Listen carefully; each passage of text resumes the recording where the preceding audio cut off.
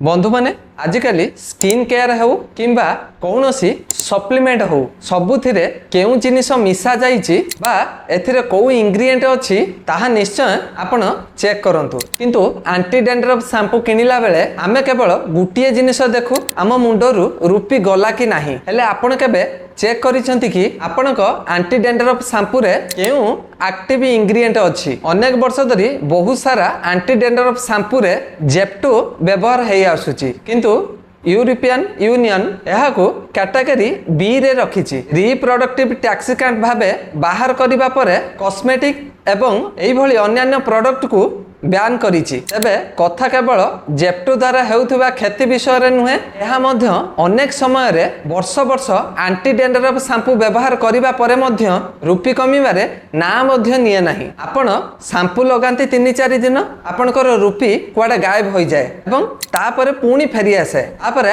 आपण आउ गुटे शैम्पू किनंती ये हला सेही गुटिया कहानी तृतीय बोतल किनिला परे मध्य सही गुटिए फरक देखा जाए आपण भाबंती मो रूपी हुए तो बहुत जितखोर किंबा मो शरीर रे अन्य किछि प्रॉब्लम अछि किंतु सत कथा हेउछि बंधु माने समस्या आपणक भितरे नुहे समस्या आपणक शैम्पू रे अछि। नमस्कार मु आरके आपण देखुचंती आयुर्वेदिक लाइफ ओडिया मु आपन को सरल प्राकृतिक एवं वैज्ञानिक उपाय रे सुस्थ रहिबार सहाय्य करि आसुची। आजिर एही वीडियो रे मु आपन को तीनोटी कथा कहिबी। प्रथमे तो रूपी बा डैंड्रफ काहे कि हुए, द्वितीय रे आपण सेही पुरुणा जेप्टो युक्त एंटी डैंड्रफ शैम्पू रूपी को काहे कि मूलरू शेष करि पारे नाही एवं तृतीय सेही गुटिए जिनिस जाहा को ही आपण आजि ठारू ताकू बदलेबा को पड़िबो। जदि आपण रूपी समस्या सबुदिन मुक्ति पाइबा चाहती तो वीडियो को शेष जाए देखंतु किंतु आरंभ करने पूर्व मते कमेंट करी निश्चय जनातु जे आपण केते वर्ष हबो रूपी समस्या रे पीड़ित अछंती एवं एपर्यंत आपण केते एंटी डैंड्रफ शैम्पू लगे सारिलेनी। देखंतु बंधु माने आमे समस्ते छोट बेलू टीवी रे एड देखि आसु जने स्मार्ट व्यक्ति किंबा सेलिब्रिटी निजर कला सार्ट को झाड़ुछंती तापरे शैम्पू लगौछंती किंबा जने जनाशुना सेलिब्रिटी निजर कला पोशाक रे रूपी झाड़ुछंती ता किछि समय परे से शैम्पू लगौथांती आ परवर्ती दृश्य तांको मुंड एकदम सफा हो जाए तांको कांधरू रूपी पूरा गायब हो जाउची एवं मुहर तांकर आत्मविश्वास भली हस आ खुशी आसी जाउची किंतु बंधु माने एहा जमा सत नुहे एहा को माया जाल भली जहा को आपण को देखई लूट करिबारे लागि पडिछंती। अधिकांश एंटी डैंड्रफ शैम्पू केवल फ्लैक्स बा ऊपर देखा जाउथबा रूपी को ही सफा करिथांती किंतु रूपीर प्रकृत कारण कोन आपण जानिछंती कि जहा आपणक डैंड्रफ बा रूपी आम मुंडर चर्म भितरे एमिति बसी जाइछि जे जहा फल रे आमे ताको हाथ लगे मध्य काढी पारि न थाउ सेथिपई तो शैम्पू बदलेले भी मध्य 3-4 दिन परे एहा मध्य पुणी आसी जाई थाए। तबे चालंतु प्रकृत रे जानिबा ई रूपी कोन आ एथिरु किपरि हमकु मुक्ति मिलिबो। बंधु माने आम समस्तिक मुंडरे प्राकृतिक भाबे मालेसेजिया नामक गोटे फंगस अछि एहा संपूर्ण साधारण कथा। एही फंगस आम मुंड चर्मरु बाहरुथिबा प्राकृतिक तेल बा शिवम को खाई बंची थाए किंतु जेबे एही फंगस तळु को खसी जाए सेथिरु ऑयलिक एसिड नामक जिनिस तैयारी हुए। किछि लोकक शरीर रे एहा कौनसी प्रभाव पड़े नाही किंतु जहार चर्म एही एसिड प्रति सेंसिटिव थाए सेही मानकर मुंड कुंडेई हुए एवं जलापुड़ा अर्थ इन्फ्लामेशन बढ़ी जाए। एही कारणरू मुंडर चर्मर कोष गुड़िक साधारण अपेक्षा 3-4 गुणा अधिक शीघ्र मरिकी झड़ीबाकू लागि थाए। एहाको आमे धला गुंड बा रूपी आकार रे देखु। मोटामोटी भाबे कहिले रूपी हबार 3टी मुख्य कारण अछि। प्रथमटी हैला एही मुंडरे फंगल इन्फेक्शन र मात्रा बढ़ी जाए। द्वितीयटी होउची मुंडर चर्म रे कुंडे हेबा बा जलापुड़ा करिबा भली समस्या हेबा मुंड कुंडे हेबा एवं धला पाउडर भली बाहरिबा को आमे रूपी बा डैंड्रफ कहि थाउ। साधारणतः एंटी डैंड्रफ शैम्पू मुंड ऊपर ही रूपी को सफा कर दिए किंतु एहार मूल कारण उपरे काम करे नाही। सेथिपई आपण जेते शैम्पू लगैले मध्य पुणी 3-4 दिन मध्य फेरी आसे। आपण केबे शैम्पू बोतल पछपटे थिबा उत्पादन गुडी को देखिचंती कि सेथिरे अधिकांश समय रे जेप्टो नामक एक जिनिस थाए। यह प्राय 40 वर्ष हेबो व्यवहार होई आसुची। यह तो काम करे आउ आपण को फंगस को नष्ट भी कराए एवं रूपी को कमेई थाए, किंतु यार 3टी बड़ असुविधा अछि। यह केवल आपण को मुंड चर्मर ऊपर भाग रे ही काम करे, यह भीतर पर्यंत जाए नाही। तेणु धोइबा परे आपणकर फंगस पुणी बढ़िबा को लागे।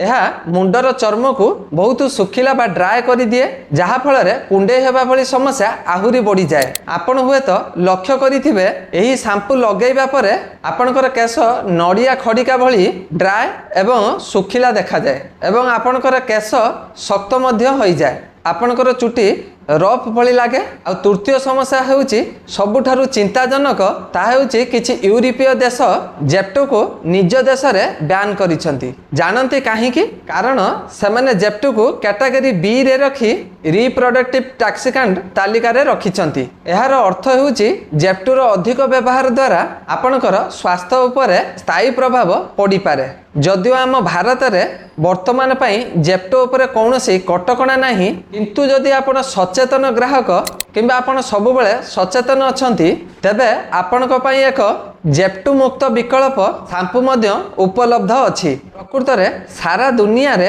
एबे नुआ पीढ़ीर एंटी डेंड्रफ शैम्पू आसुची, जहा जेप्टो बदल रे नुआ सुरक्षित एवं अधिक प्रभावशाली उत्पादन व्यवहार करूची। यह केवल रूपी सफा करे नाही, बरं आपणक मुंडर चर्मर 3टी स्तर भीतर को जाई एका सांगरे काम करे। आज मु आपन को सेमिति गुटे शैम्पू विषय कहिबा पई चाहूची, जहा को मु निजे टेस्ट करिछि एवं ताहार नाम हेउची शेषा आयुर्वेदिक एंटी डेंड्रफ शैम्पू। शेषा कंपनी जे कि 30 वर्ष हेबा आयुर्वेदिक केशर जत्न क्षेत्र रे काम करि आसुची। सेमाने एक नुआ पीढ़ीर एंटी डेंड्रफ शैम्पू लॉन्च करिसंती। यह 100% जेप्टो मुक्त अटे। यह केवल आपणक मुंडर काति बा फ्लेक्स को छड़ाई नाही, मुंड चर्म बा स्लैप रे काम करे बा स्लैब रे चिकित्सा करे। यार सबुठारु बड़ विशेषता होउची एथिरे साइंस एवं आयुर्वेदिक रो 2टी जाक मिश्रण अछि। एथिरे 5टी शक्तिशाली जिनिस अछि। एही शैम्पू 3टी स्तर भीतर को जाई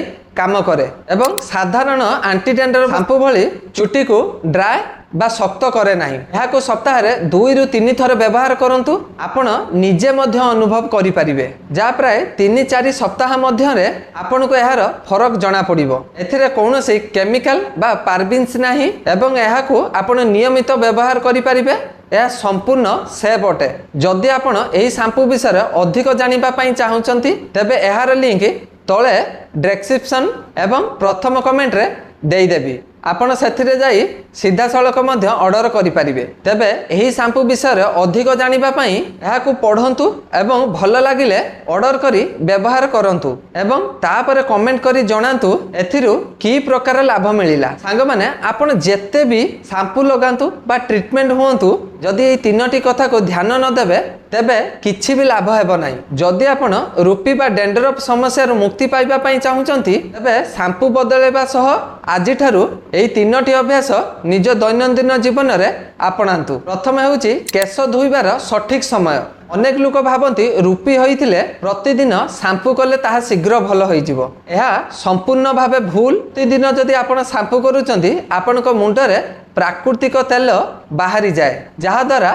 मुंड सुखिला होई अधिक रूपी सृष्टि हुए। तेणु सप्ताह रे 2 रु 3 थर एंटी डेंड्रफ शैम्पू व्यवहार करिबा यथेष्ट। द्वितीय रे होउची गरम पानी रे केश धोइबा। डेंड्रफ बा रूपी हेउ कि न हो सब बेले हल्का उषुम पानी रे मुंड धोइबा उचित, कारण अधिक गरम पानी रे मुंडर स्लैप रे थिबा प्राकृतिक तेल को बाहर करि देइ थाए, जहा द्वारा आपनक मुंडर स्किन कुंडे हुए। कुंडे हेबा सह रूपी समस्या मध्य बढ़ी जाए। तृतीय अभ्यास होउची निजर पानिया एवं तकिया खुल को सप्ताह को अति कम रे थरे निहाती सफा करंतु, कारण एही तकिया खुल रे इन्फेक्शन एवं फंगस जमी रही थाए, जहा आपण जेते थर मुंड शैम्पू करंतु ना कहीं जदि यह सफा न कले यह पुणी थरे आपनक मुंड को चली आसे। यह बहुत साधारण कथा परि लागिले मध्य एटा ही सत्य। जदि आपनकर रूपी समस्या अछि तेबे एहार ध्यान रखिबा निहाती जरूरी। बंधु माने शेषे आउ गोटे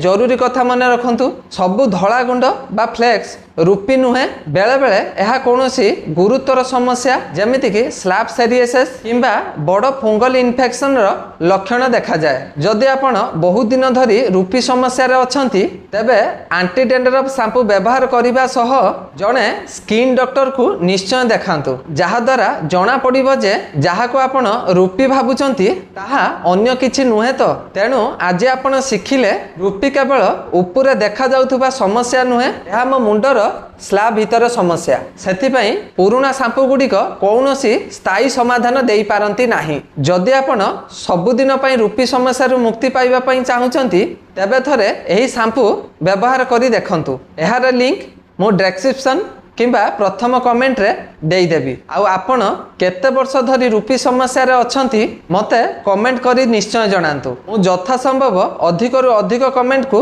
रिप्लाई देबार सक्षम हेबी। जदि वीडियोटी आपन को भलो लागि थाए तबे लाइक करंतु शेयर करंतु। आउ जो माने रूपी पई हैरान होउचंती सेही मानक पाखकु एई वीडियोटी को शेयर करंतु। आउ जदि आपण आम चैनल रे नुआ अछंती तबे सब्सक्राइब निश्चय करंतु। देखा हबा परवर्ती वीडियो रे। से पर्यंत निजर जत्न नियंतु, हसु थांतु एवं प्रतिदिन किछि ना किछि शिखु थांतु जेमिति आपण सबु बेले सुस्थ रही पारिबे। रहिली जय जगन्नाथ।